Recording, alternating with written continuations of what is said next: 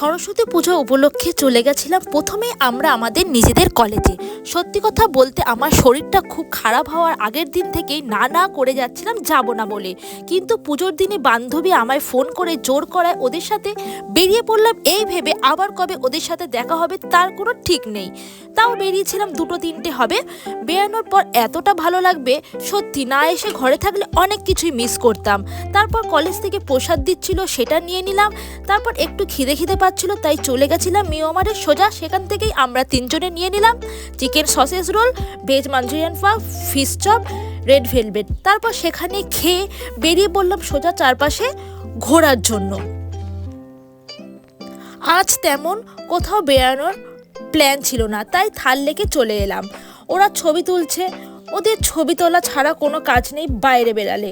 তারপর এখানে ভিড়ের মধ্যে আমি জানার চেষ্টা করি ঠিক এখানে কি হচ্ছেটা কি। তারপর পা খুব ব্যথা করায় ওদের নিয়ে এক জায়গায় বসে পড়লাম। বসে চললো আমাদের অনেক গল্প, হাসাহাসি। তারপর মৌসুমি বাড়ি যাবে বলে আমরা ওকে একটু এগিয়ে দিলাম।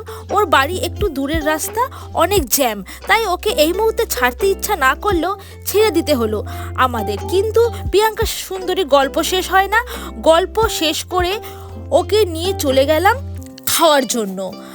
আমরা আবার দুজন বাইরে ফাস্টফুড না খেলে একদমই চলে না, তো অল্প করে চাও আর মোমো খেয়েছিলাম আমরা দুজনে মিলে। তবে অনেক ওয়েট করতে হয়েছিল কিন্তু খাওয়ার জন্য, 1 ঘন্টা তাও হবে। তবে মাঝখানে আমরা ফুচকা খেয়েছিলাম 3জন, সেটা শেয়ার করলাম না কারণ এত ভিড়। যাই হোক, আমরা খেয়ে সেখান থেকে বেরিয়ে পড়লাম।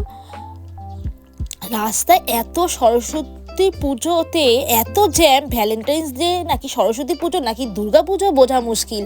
তারপর বান্ধবীকে বাসে উঠিয়ে দিলাম বাড়ি যাওয়ার জন্য। আজ এই